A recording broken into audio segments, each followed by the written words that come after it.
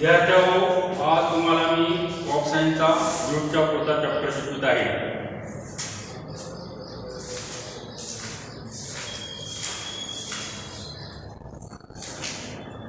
डेक्कन हिम. डेक्कन हिम म्हणजे काय? अंबाडी किंवा मेस्टा. डेक्कन हिम. डेक्कन हिम. डेक्कन हिम.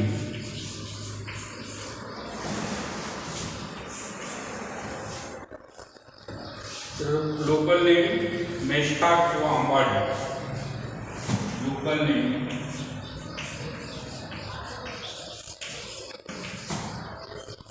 मेस्टा किंवा अंबाडी.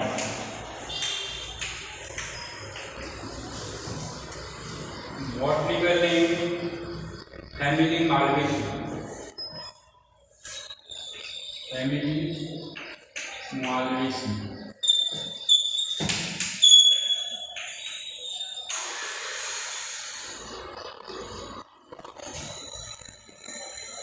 Botanical name hibiscus species.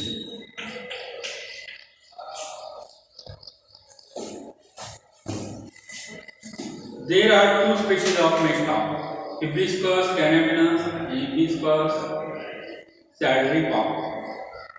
Roselle. Local name Mesta Ambadi, family Malvaceae. Botanical name Hibiscus species. There are two species of Mesta: Hibiscus cannabinus and Hibiscus sativa. चला तो Rosell म्हणा. आता इकॉनॉमिक उद्देश of Deccan Hill. Economic uses. Economic uses. Economic uses. आर्थिक महत्व. Economic uses. Economic uses. आर्थिक महत्व.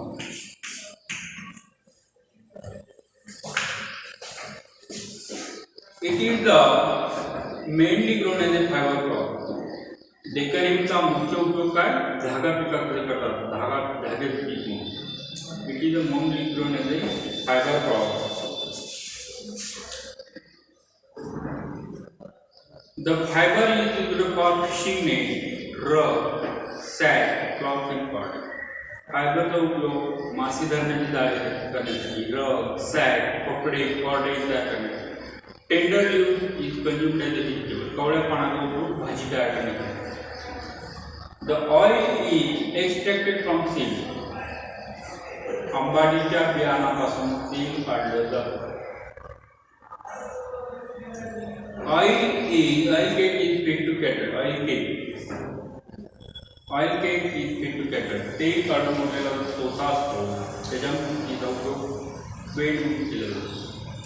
It is the mainly use the fibre crop. चा मुख्य उपयोग काय? अंबाडीचा धागा तयार करण्यासाठी. The fibre is used for making fishing net, rug, sack, cloth and cord. धाग्याचा उपयोग जाळं तयार करण्यासाठी, rug, sack, cloth, cord. Tender leaves are consumed as a vegetable. कवळ्या पानाचा उपयोग भाजी तयार करण्यासाठी केला जातो. Oil is extracted from seed. बियापासून तेल काढले जातात. Oil cake is feed to cattle. पेंडीचा उपयोग जनावराला खाद्य म्हणून केला जातो. आता क्लायमेट. यू नो क्लायमेट म्हणजे हवामान, वातावरण कसं लागतं ते पहा.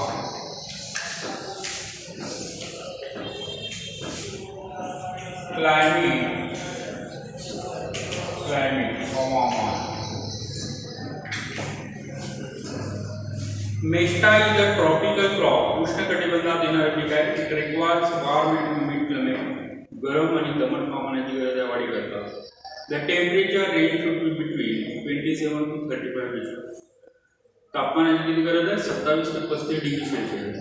It grows in area having 750 millimetre rainfall. It grows in area having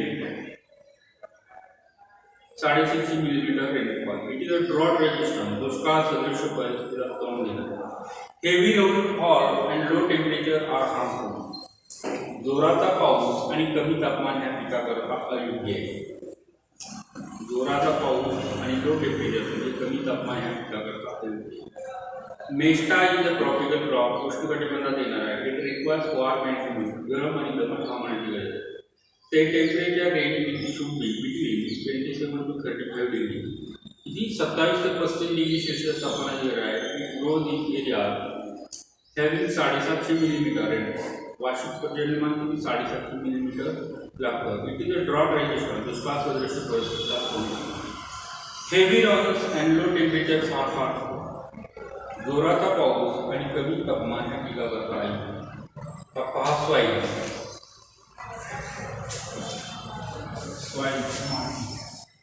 माती कशी लागते. सॉइल म्हणजे काय. माती. Mesta is grown variety of soil. वेगवेगळ्या मातीत मेस्टा ही पिके.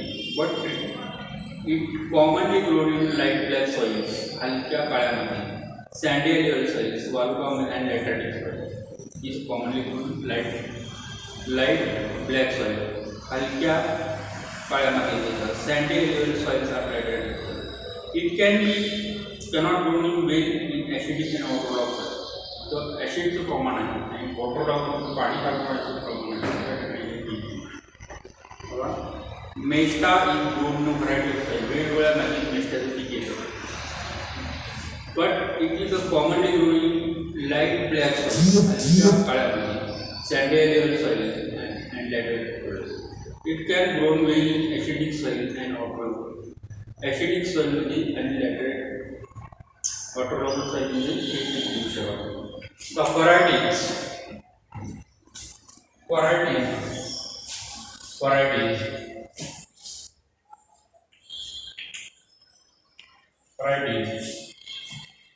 Varieties is संकरित मांडव. HC582, HC583, HC867, new delivery HC4288 आणि HC791. व्हरायटी कुठल्या. HC582, HC583 आणि HC867 new release. HC4288, HC791. Most of the varieties of mesta एवढ ज्यूट एग्रिकल्चर. बऱ्याच ज्यूटच्या व्हरायटी कुठून निघाले. ज्यूट एग्रिकल्चर रिसर्च स्टेशन बराबर. आता प्रिपरेशन ऑफ लँड. जमिनीची तयारी कशी करायची. Preparation of land. आंबाडी पेरणी करता जमिनीची तयारी कशी करायची. Preparation of land.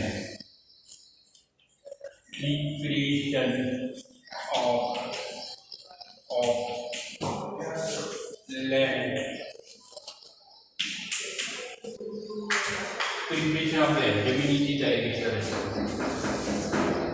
Mesta is generally grown mix crop of bajri, jowar and cotton. मेस्टा म्हणजे आंबाडी हे मुख्यतः बाजरी, ज्वार आणि कापसाबरोबर मिक्स म्हणून घेतात. They it receive the tillage operation done for main crop. जे मुख्य पिकाला ऑपरेशन करतात तेच आंतरकृषी घेतात. But as your crop flowing through the reed are given to prepare seed. But as a pure crop, one growing the दोनदा sowing time पेरणीची वेळ जून जुलै. Sowing method broadcasting and trading. आणि सीड रेट 30 to 35. रीड जर किती लागतो 30 to 35 डेज. स्पेसिंग बघा 25 to 50 सेंटीमीटर फायबर परत आणि 75 to 30 सेंटीमीटर स्टेज करतात. धाग्याकरता घेत असेल तर 25 ते 15 सेंटीमीटर आणि सीड करते 75 ते 30. मॅन्युरिंग बघा. आता खतं कशी दिली जातात. मॅन्युरिंग म्हणजे खतं. Manuring you know मॅन्युरिंग.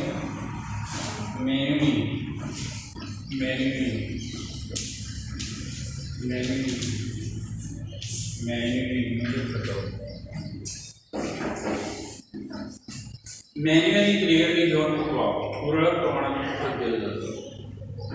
25 to 35 kilogram nitrogen per hectare में गिव्हन इन 2 days. 25 ते 35 किलो नायट्रोजन पर हेक्टरला 2 डोसमध्ये दिलं. First dose is at 45 days and second at 75 days after. पहिला डोस 45 दिवसानंतर आणि 75 दिवसानंतर. इंटरकल्टिवेशन बघा अंतर मेजर 1 लीडिंग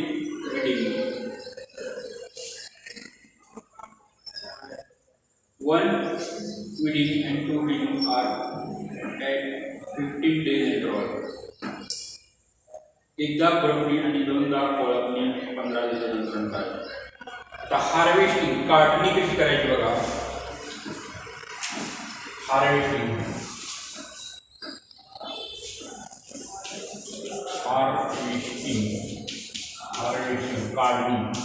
काढणी कशी करायची. काढणी फॉर फायबर पर्पज मोरडा mesta is harvested at flowering stage 5 to 6 months after sowing. Mesta ही 5 ते 6 महिन्यात काढण्यात येतं. फ्लोरेट येतं. The plants are cut close to the ground and uprooted. बुडातून कापून घ्यायचं किंवा उपटून घ्यायचं. They are dried in sun for 2 to 3 days. उन्हात 2 ते 3 दिवस वाळवतात. They are tied into bundles and taken for rating. पेंड्या बांधायच्या आणि पाण्यात भिजवायच्या. For seed purpose it is harvested in December January when plants begin to dry. Seed purpose घ्यायचं असेल तर त्याची काढणी कधी करायची. December January when plants वाळायला. तर यील्ड बघा average yield of seed 6 to 8 quintal per hectare. 6 ते 8 क्विंटल पर हेक्टर. फायबर 10 ते 12 quintal per hectare. The fibre content of mesta is about 50% by weight of dry crop. आता retting and extraction. Retting retting and extraction of mesta. Retting and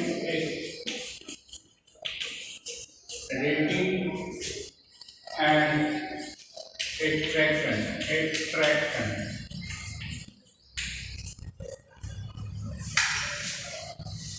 The tight bundles are written in tank or मांडलेल्या पेंड्या tank मध्ये किंवा खड्ड्यात पाण्यातल्या भिजू घालायच्या.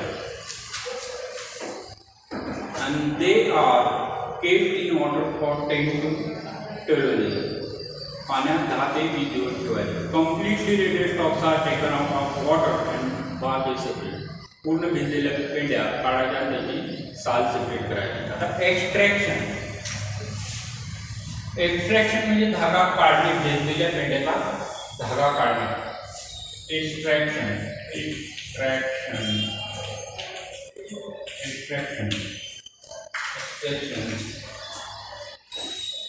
The fiber is extracted without drilling. उशीर न करता धागा काढायचा. The fiber are removed by hand from rated stock. हाताने धागा काढायचा. Extracted fibers are washed in clean water.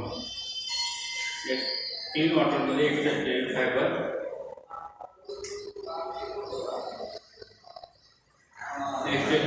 Clean पाणी स्वच्छ पाण्यात. They are dried in by hanging in sun for 3 days. Platform जेव्हा 2-3 दिवस. Pest and diseases. किडी आणि रोगाचा प्रादुर्भाव कसा होतो ते पहा. जूट किडी कुठली येते. जूट सेमिल्युलर, हेरी कॅटरपिलर, माइट्स अँड स्टंगर. जूट सेमिल्युलर म्हणजे लुप्स करून चालणारी अळी. हेरी कॅटरपिलर म्हणजे केसाळ अळी. माइट्स म्हणजे फूल. स्टेंगर म्हणजे खोड किडा. आता जिम सेमिल्युलर बघा. The larvae feed on the leaves of top shoot and check the growth. Larvae अळी काय करते. शेंडा खाऊन टाकते आणि त्याच्यामुळे वाढते. त्यासाठी control measure. Shake of the larvae containing kerosene. रॉकेलमध्ये आळ्या सोडायच्या पावडर घ्यायची. आणि drifting of 1.3% lindane powder 20 kg per hectare. 1.3% lindane powder 20 kg per hectare लागला. स्प्रेइंग ऑफ 0.05% इंडोसल्फान किंवा 0.05% इंडोसल्फान की फॉर डिग्री. तर हेरी कॅटरपिलर केसाळ अळी hairy caterpillar. Caterpillar feed on the leaves and cause adult deforestation. अळी पानं खाते आणि पानं गळून पडायला लागतात. त्यासाठी control major collect egg masses and destroy. अंडी नाश करा तर 1.3% लिंडेन फॉर्म at 20 kg किंवा 20% लिंडेन फॉर्म फवारणी करा. स्प्रे 0.05% एंडोसल्फान किंवा 0.0 एंडोसल्फानची फवारणी करायची. तर माइट्स बघा कोणी कशा प्रकारे येतो. Mites the sap crop leaves and green turn reddish and dry. पानातला रस शोषून घेते आणि पानं लाल करायला वाढायला. त्यासाठी कंट्रोल मेजर डर 300 ml सल्फर पावडर. त्यासाठी 300 ml सल्फर पावडरची फवारणी करायची किंवा स्प्रे द लाईम सल्फर ऑशची फवारणी करायची. तर stem borer stem borer the larvae goes into the stem and entering the inner content. Larvae food खाऊन टाकते. त्यासाठी control measure spraying of systematic insecticide like 0.04% करा. त्यासाठी systematic fungicide insecticide like 0.05% parathion फवारणी करायची. बघा stem borer larvae goes into stem by tunnelling the feed inner content. लार्वीला प्रोडक्टला गाभा खाऊन टाकते. Control measure spraying of systematic insecticide like 0.04% malathion किंवा 0.054% पॅराथॉन फवारणी करायची. आता इम्पॉर्टंट डिसिजेस महत्त्वाचे रोग कुठले येतात बघा आंबाडीवर. स्टेम रॉट म्हणजे खोड कुजव्या. Large brown patches on stem increase rot. मोठे तपकिरी हक्काचे ठिपके पडतात आणि खोड किडायला लागतात. Root turn brown and rotten. मुळ्या लाल पडायला लागतात आणि कुजायला लागतात. Root turn brown and rotten. तपकीर पडायला लागतात आणि कुजायला लागतात. Root rotten. आता seedling blight seedling plant on seedling dark brown black patches are observed. रोपट्यावर डार्क कलरचे तपकिरी रंगाचे चिठ्ठे पडायला लागतात आणि नंतर त्याचे ब्लॅक पॅचेसमध्ये रूपांतर होतं. Finally whole plant get dry. Finally शेवटी प्लांट कोलॅप्स होतो, वाळून जायला. तिन्हीसाठी आता कंट्रोल मेजर किंवा क्लीन कल्टिव्हेशन स्वच्छ मशागत करायची. Clean cultivation deep ploughing spraying of bordeaux mixture फवारणी करायची आणि एखादं वॉटर लॉगिंग कंटिन्यू करायचं. बघा कंट्रोल मेजर काय क्लीन कल्टिव्हेशन डीप फ्लोईंग खोल नांगरणी आणि स्प्रेइंग ऑफ 1% बोरस मिक्सचर एखादं वॉटर लॉगिंग करायचं. क्लीन कल्टिव्हेशन स्वच्छ मशागत करायची आणि डीप फ्लोईंग खोल नांगरणी करायची. स्प्रेइंग ऑफ 1% बोर्डेक्स मिक्सचर किंवा 1% बोर्डेक्स मिक्सचराची फवारणी करायची. एखादं water logging condition. All of diseases म्हणजे डिसीजेस कुठले स्टेम रॉट, रूट रॉट आणि seedling blight. Today is sufficient. Okay.